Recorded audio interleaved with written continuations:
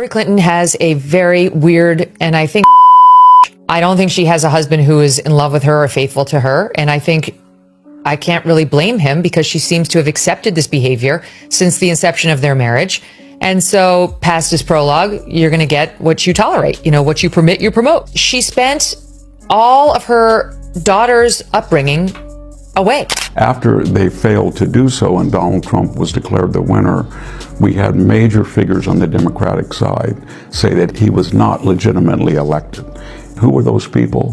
The House Minority Leader, Hakeem Jeffries, said he was illegitimate. Hillary Clinton said he was illegitimate. Jimmy Carter said not only was he illegitimate, but he was elected through Russian agency, which was demonstrably proved false by Special Prosecutor Robert Mueller. She built her career on a sense of inevitability, utterly convinced that the world practically owed her the presidency.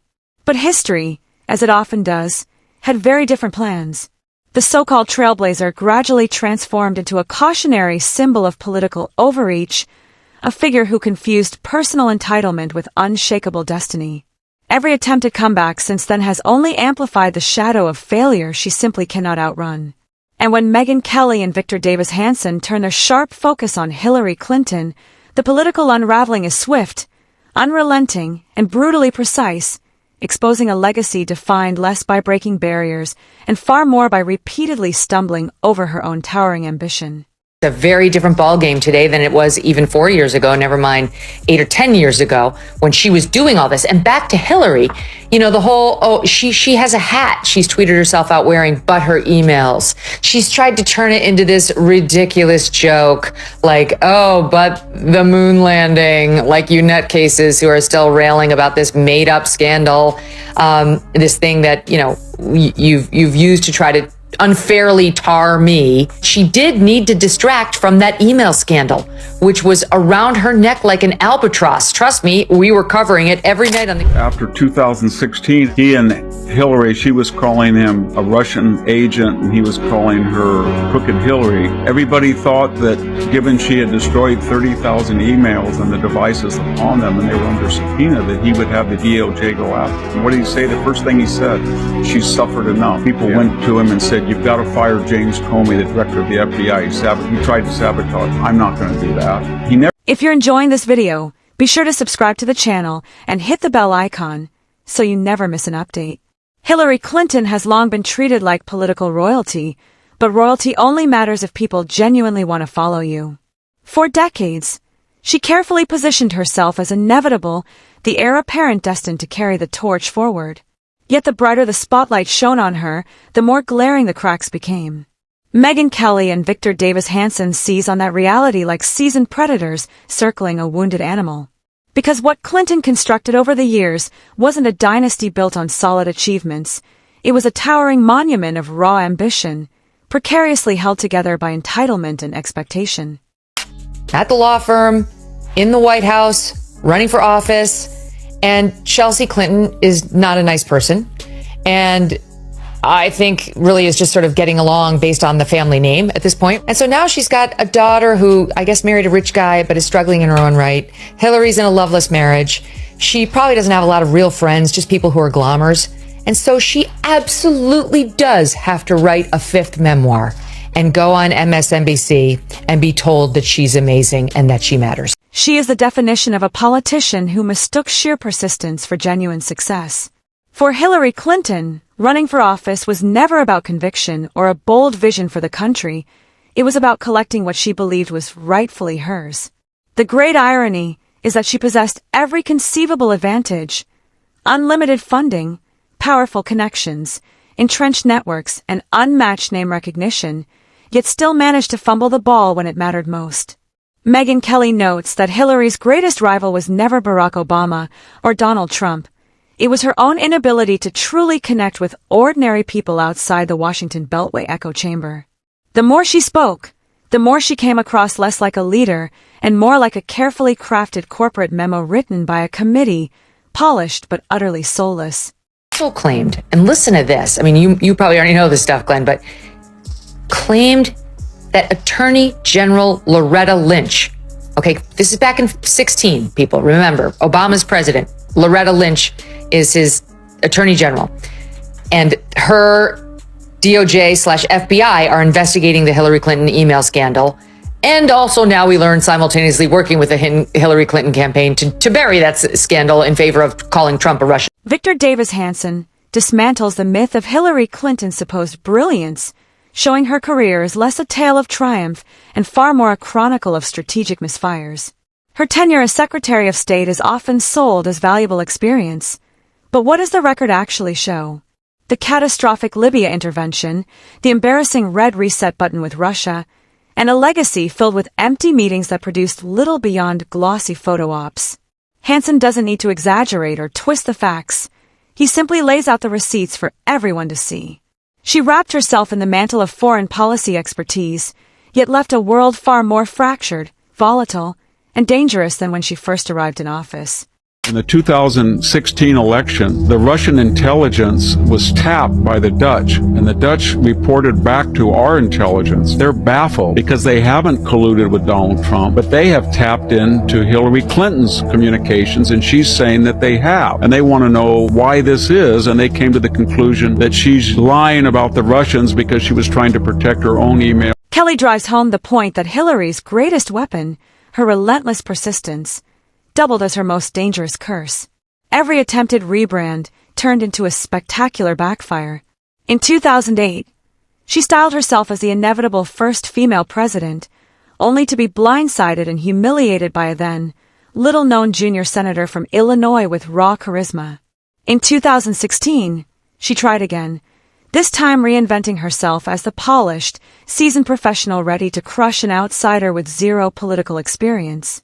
Yet that outsider bulldozed straight through her carefully engineered campaign machine with massive rallies, stinging nicknames, and an unshakable connection to voters she could never replicate or even fully understand. This woman should be in jail. Literally, Hillary Clinton should be behind bars. And so should the people who worked for her who did this. This is so blatantly corrupt. She wanted to distract from her email scandal. She cooked up a plan to accuse Trump of being a Russian agent in order to distract from her own legitimate scandal. Hanson twists the blade even deeper, portraying Hillary Clinton as the clearest symbol of everything rotten in modern politics. She spoke endlessly about justice and fairness, yet thrived on pay-to-play influence and insider deals. The Clinton Foundation, awash in foreign donations during her tenure, looked less like a charity and more like a case study in blurred ethics. Hillary built an empire on elite connections and establishment power, then tried to masquerade as the voice of ordinary Americans. The disconnect was almost laughable. While farmers, small business owners, and factory workers faced harsh realities, Hillary was busy delivering six-figure speeches to Wall Street while insisting she was just like them. Megyn Kelly zeroes in on this glaring contradiction.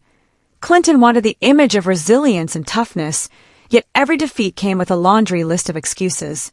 The Russians, misogyny, fake news, the FBI, Bernie Sanders, even the voters themselves, everyone was to blame but her.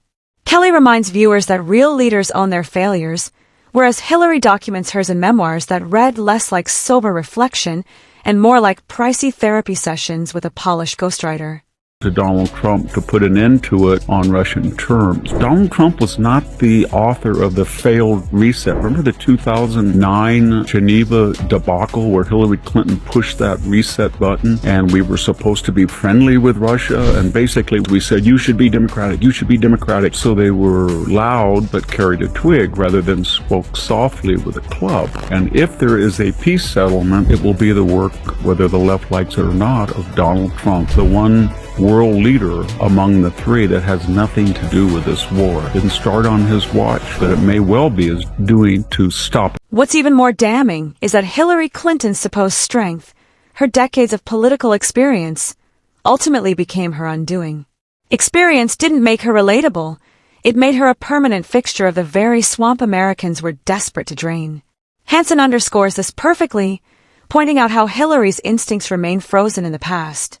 She campaigns like it's still the 1990s, clinging to the belief that handing out binders of carefully crafted policy points could overpower raw energy, emotion, and charisma. Every move was meticulously calculated to generate headlines, yet the headlines always sounded the same. Distant, scripted, unlikable. The criticism only sharpens when Hanson raises the question of legacy. What enduring accomplishment does Hillary Clinton truly leave behind? Not sweeping healthcare reform, not transformative legislation, not a presidency that inspired millions. Instead, her legacy is defined by defeat, losing to Obama, losing to Trump, and losing the confidence of the very voters she claimed to represent. And what's really kind of scary is that just that sentiment blew up her 2016 campaign with the deplorables and irredeemable. This was kind of an elaboration, but it went further.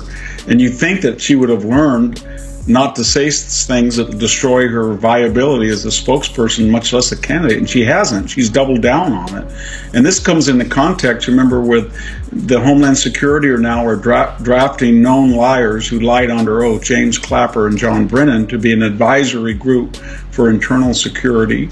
And we have a technology now that allows what she's talking about to... She became the ultimate cautionary tale in American politics, the candidate who possessed every advantage yet delivered absolutely nothing. Hanson underscores how even inside her own party, enthusiasm for her was lukewarm, almost reluctant. She didn't unite Democrats. She fractured them, leaving bitter resentment that continues to ripple through the party today. Kelly drives the punchline home. Hillary Clinton is obsessed with staying relevant precisely because irrelevance terrifies her. That's why she constantly resurfaces with interviews, op-eds, and pointed commentary about the state of democracy, always trying to claw her way back into the conversation. But the reality is harsh. History has already passed her by, and she's clinging to a spotlight that no longer wants her. Every appearance only reminds voters of campaigns that should have been victories, yet collapsed into humiliations. The takedown isn't just about mocking her career, it's about tearing down the illusion that she was ever destined for greatness. Hanson and Kelly strip away the carefully constructed mythology to expose the truth. Hillary Clinton wasn't robbed by fate. She was undone by her own flaws. She confused entitlement for destiny, branding for true charisma, excuses for authentic leadership. When the dust finally settles, her legacy won't be as America's first female president, but as its most infamous political almost. They stole his first term as president. These absolute liars who run around trying to act like they're the protectors of democracy completely ruined it, tried to undermine it at every turn and at the highest levels with lies, with out and out lies that were really serious, and changed foreign policy and changed the course of history in this country in Trump's presidency. And there must be accountability. There has to be actual criminal accountability for those who lied. And I can't wait to see this administration do it. Hillary Clinton has long been treated like political royalty, but royalty only works if people actually want to follow you. For decades, she cast herself as inevitable, the one destined to carry the torch. Yet the brighter the spotlight, the more the cracks showed. Megyn Kelly and Victor Davis Hanson pounce on that reality like predators circling a wounded animal. What Clinton built wasn't a dynasty of achievement. It was a monument to raw ambition, held together by entitlement. She embodies the politician who mistook persistence for success. Running for office wasn't about conviction or vision. It was about collecting what she believed was already hers. And the more she spoke, the less human she sounded, more like a corporate memo drafted by a committee than a leader with a pulse. Hillary Clinton, of course, is the original election denier. I'm sure you voted for her in 2016. Well, she's not an election denier. She absolutely was the OG election denier. First of all, she came out before the sun had risen to concede the election to Trump. And then spent the next 4 years saying he was illegitimate. He was an illegitimate president. Okay, well, first of all, she didn't say he was an illegitimate. Yes, she did. You tell me exactly what she said. She said those exact words repeatedly. Victor Davis Hanson shreds the myth of Hillary's so-called brilliance, painting her career not as a story of triumph, but as a string of strategic misfires. Her tenure as Secretary of State is always framed as experience, but what's the record? The Libya disaster. The infamous red reset button with Russia. A legacy of empty meetings that produced little beyond photo ops. Hanson doesn't have to exaggerate, he just shows the receipts. She claimed the mantle of foreign policy expertise, yet left the world more fractured and dangerous than when she arrived. Megyn Kelly drives the point home. Hillary's greatest weapon, her persistence, was also her greatest curse. Every attempt to rebrand blew up in her face.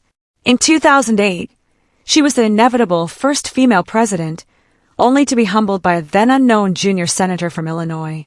By 2016, she recast herself as the seasoned professional ready to crush an outsider with no political experience. And yet that outsider bulldozed her campaign machine with raw energy, blunt nicknames, and a connection to voters she could never replicate.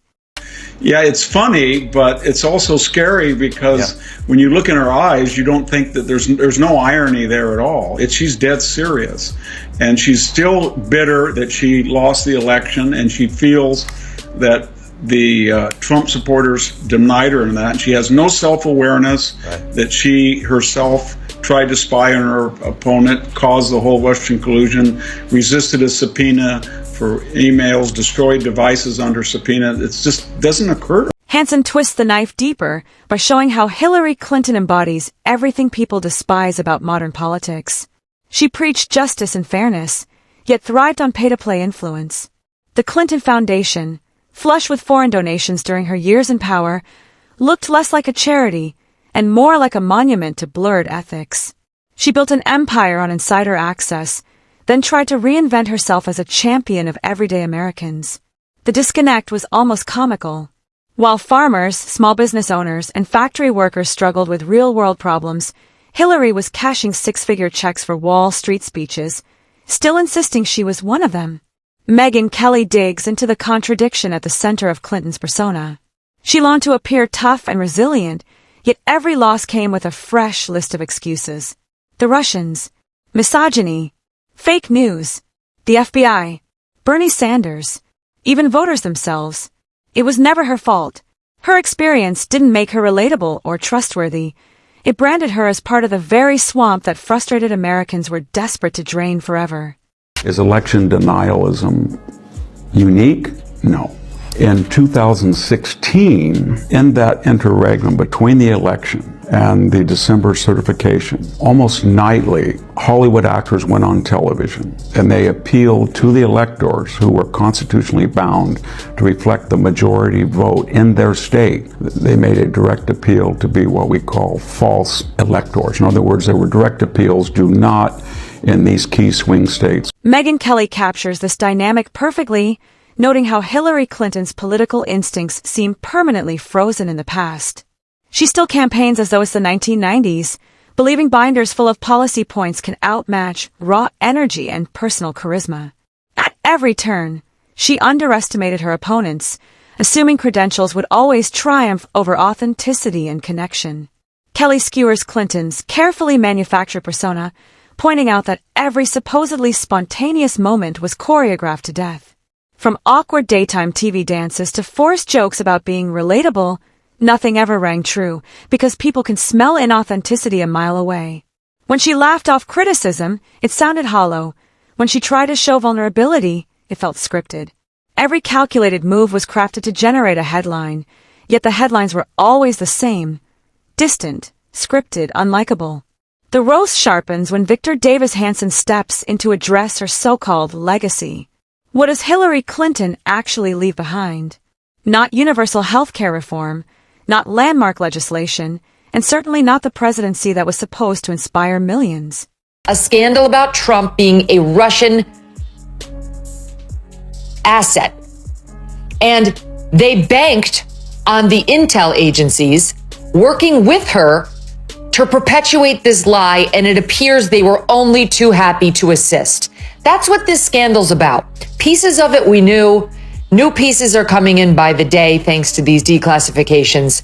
And it's downright shocking. Do not believe that there's no there there. The people who are saying that are wrong.